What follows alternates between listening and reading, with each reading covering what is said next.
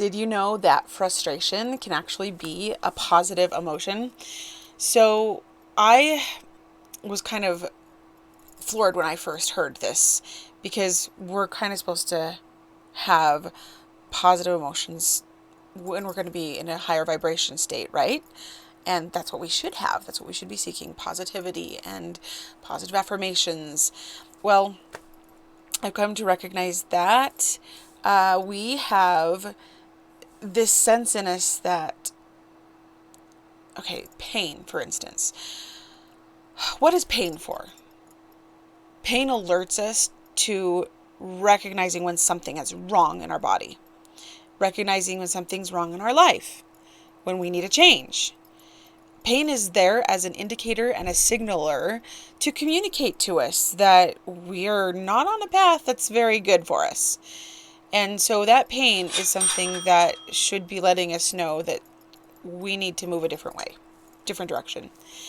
So frustration is an emotional pain that gives you the opportunity to take a look at your life and what's going on and give you the opportunity to choose to redirect it if you want to.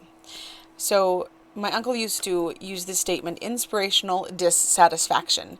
And I really love that because basically when you're getting to that point in your life that you know something's got to change, you're sick of things being the way that they are, that you better change or do or die, because you're going to keep repeating the same pattern or you're going to end up just freaking out from the frustration and it's just not good anymore. And when you get to that point where you're done, you're just done, then things can start shifting if you choose to make a different thing happen. So when it comes to transformation, you got to have awareness, first of all. And awareness really only becomes efficacious when it becomes bad enough that we recognize, hey, there is a literal problem. In the world of addiction psychology, awareness is the first step of transformation and change. And it's just the first stage of change. We aren't going to want to move forward to a different situation if we're comfortable or our tolerance threshold is at that lower level where, whatever, it's uncomfortable, but it's more uncomfortable to change than it is to just keep living with what I'm doing because I'm addicted to this thing or this pattern or this behavior. When we recognize that, hey, this thing is starting to rule my life and it's starting to make things really unpleasant, then we're finally at that point where we're going to do something.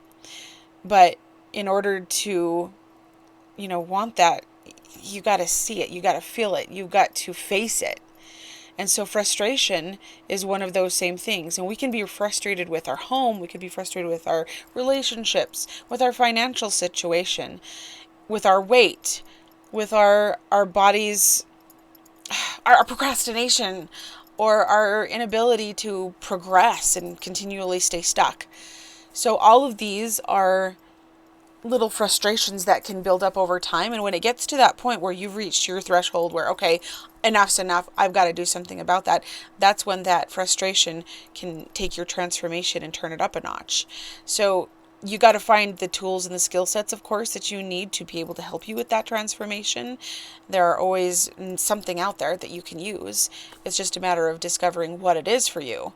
So for me, I found a lot of different emotional supports, and I found coaching that comes into play because a lot of times when you're in that phase where repetitive patterns are beyond your control by your own free will, you kind of reached an addiction level point.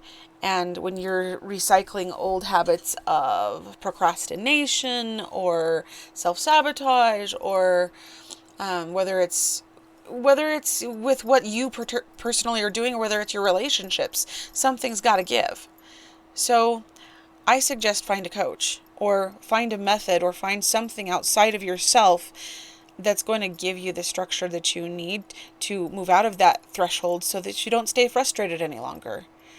So you can join me at Prosper Your Home, and my group on Facebook is Prosperous Homes, and I'd be happy to help you.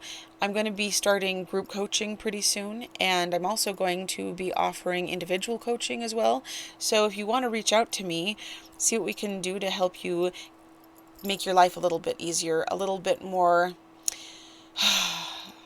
reliable, so you're not so frustrated. What a thought, you know? Things can improve. I know they can. I've been there.